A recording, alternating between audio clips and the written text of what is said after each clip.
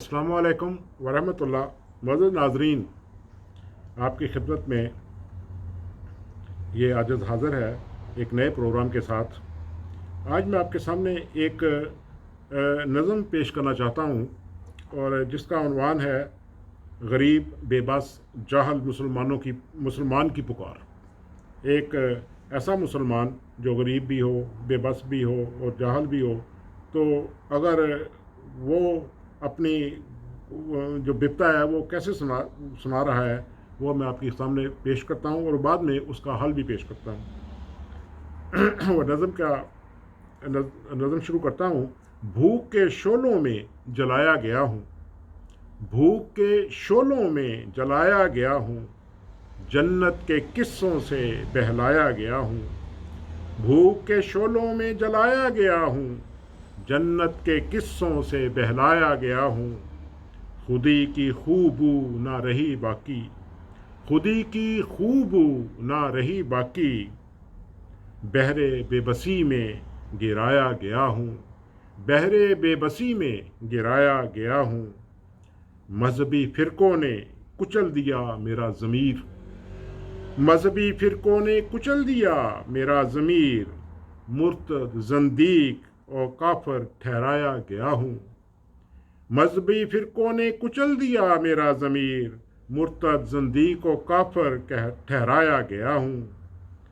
बैठ गया है शेख दरे मैं खाना पर, बैठ गया है शेख दरे मैं खाना पर, एक बूंद को भी तरसाया गया हूँ, एक बूंद को भी तरसाया गया हूँ।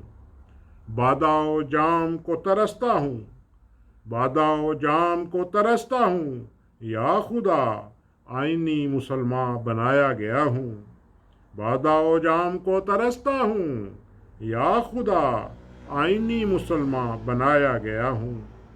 दिल की ज़मीन बंजर हो रही है, दिल की ज़मीन बंजर हो रही है, लफ्ज़ों के सहर में उलझाया गया हूँ, लफ्ज़ों के सहर में उलझाया गया हूँ।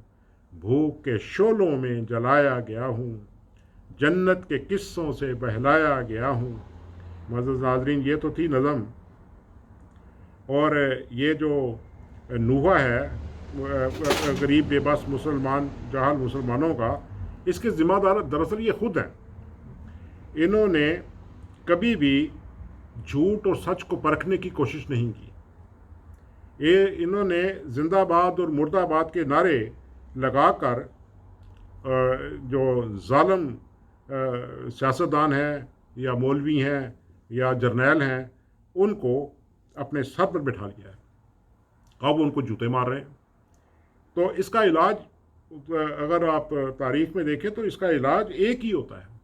वो इलाज ये है, जिस तरह फ्रांस के अंदर जब इनकलाब आया तो वहाँ का जो बादशाह था लुई और उसकी बीवी, दोनों ने कौम का जो सरमाया था, जो दौलत थी, लूटी हुई दौलत थी, उसको ऑस्ट्रिया भेज दिया। और उनकी हालत, फ्रांस के जो आम बाशिंदे थे, अवाम थे, उनकी यही हालत थी। वह भूख के शोलों में जल रहे थे, उनको बहलाया जा रहा था, उनकी खुदी मर चुकी थी, उनकी बेबसी जो थी वो इंतहा पे पहुंच चुकी थी। उनको मजहबी ठेकेदारों ने उनके ज़मीर को मार दिया था और वो भी एक दूसरे को काफिर और मुर्तद और ज़ंदीक कहते थे।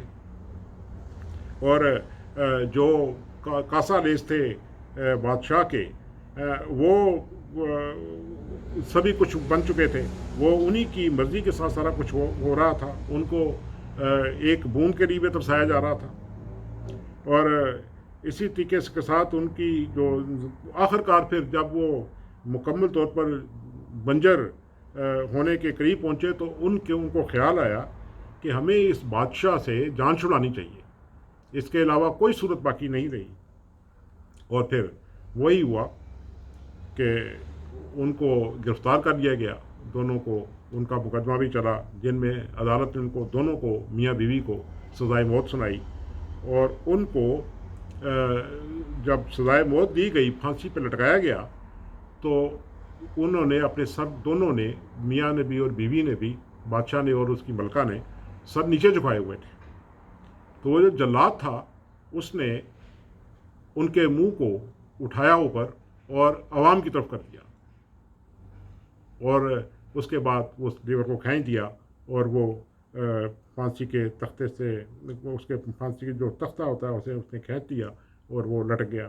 اسی طرح اس کی بیوی کا منہ عوام کی طرف کیا گیا کہ دیکھو یہ لوگ تھے جو تمہارے کرنے والے ہیں. آج بھی جب جہاں تک حالت پہنچ جاتی ہے تو اس کا ایک ہی علاج ہوتا ہے کہ ہر اس فسادی کو اسے تعاون کرنا چھوڑ دیا جائے اور پوری ذمہ داری کے ساتھ آگے بڑھنا چاہیے, اور پوری عوام کو ایک یک زبان ہو جانا چاہیے. پچھلے دنوں میں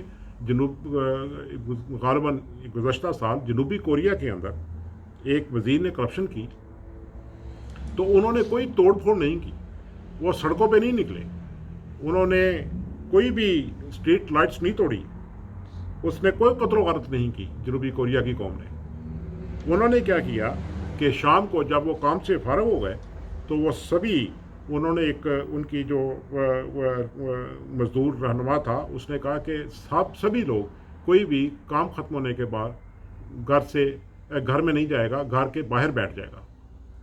صرف اور صرف ساری قوم جو تھی وہ سڑکوں پہ آ کر بیٹھ گئی, کچھ بھی نہیں کیا, اور اس وزیر کو جانا پڑا.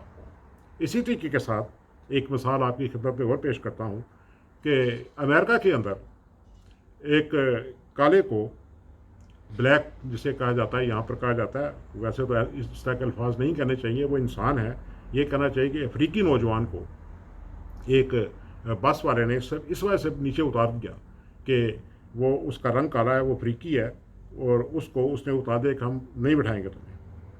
تو اس نے کچھ نہیں کیا, اس نے وہاں پر کوئی ہنگامہ نہیں کیا, اس نے وہاں پر کوئی لڑائی جھگڑا نہیں کیا, اپنی قوم کو بتایا کہ دیکھو میرے ساتھ یہ واقعہ ہوا ہے, اور اس کے نتیجے میں انہوں نے متفقہ فیصلہ کیا کہ آئندہ کے بعد اس بس میں نہیں بیٹھنا, اس کمپنی کی کسی بس میں بھی کوئی بھی افریقی نہیں بیٹھے گا.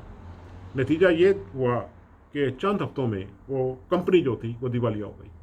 تو معزز ناظرین, یہ باتیں اصل میں کہنا بہت آسان ہوتی ہیں, عمل کرنا مشکل ہوتا ہے. یہ صرف تبھی ہوگا, اس کی مثال یہ ہے, فار ایگزامپل اگر ایک محلے کے اندر 5 مسجدیں ہیں, ایک دیوبندی کی ہے, ایک شیعہ کی ہے, ایک بریلوی کی ہے, ایک اہل حدیث کی ہے, اور ایک کسی اور کی ہے, وہابی کی ہے, تو اب کیا کرے وہ محلے دار, کیا کرے؟ ان کو تمام مساجد کو ان کی مساجد کے پیشانی سے یہ ٹائٹل ختم کرنے ہوں گے.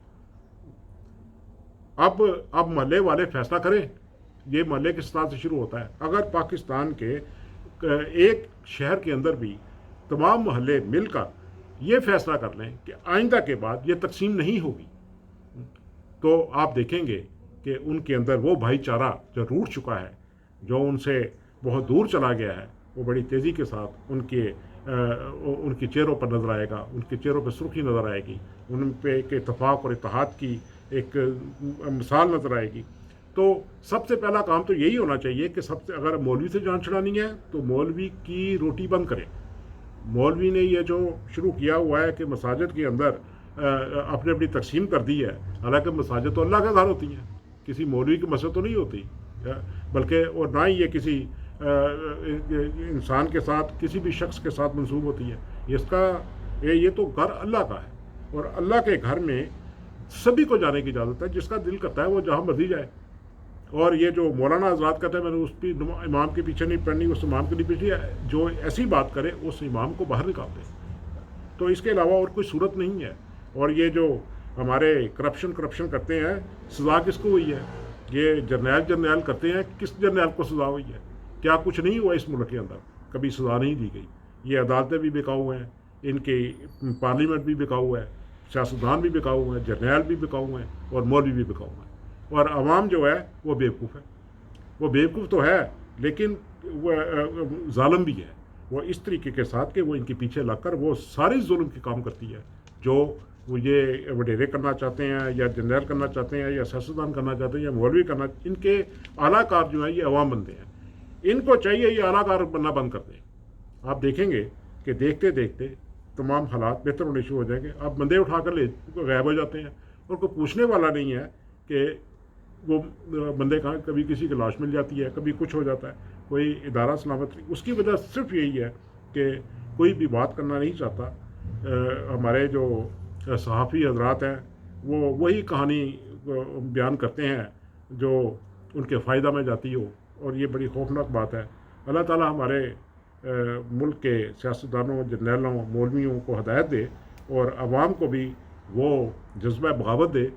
بغاوت ان معنوں میں نہیں کہ اٹھا کے ڈنڈا اٹھا کے کھڑے ہو جائیں جی، ایسا نہیں ہے، بلکہ خاموشی کے ساتھ اپنے اپنے حدود کے اندر رہتے ہوئے، اپنے اپنے جہاں جہاں ان کی بات چلتی ہے وہاں پر سچائی کو قائم کریں، اور ان کی جو مضمون مقاصد کو پورا کرنے میں ان کا ہاتھ نہ بٹائیں۔ اسی کے ساتھ معزز ناظرین اجازت چاہتا ہوں اس دعا کے ساتھ کہ اللہ تعالیٰ ہم سب کو اچھی باتیں کرنے کی توفیق دے، اور ہماری قوم کو بھی راست دکھائے اور صراط مستقیم عطا کرے۔ اللہ آپ کا حامی و ناصر ہو۔ اللہ حافظ۔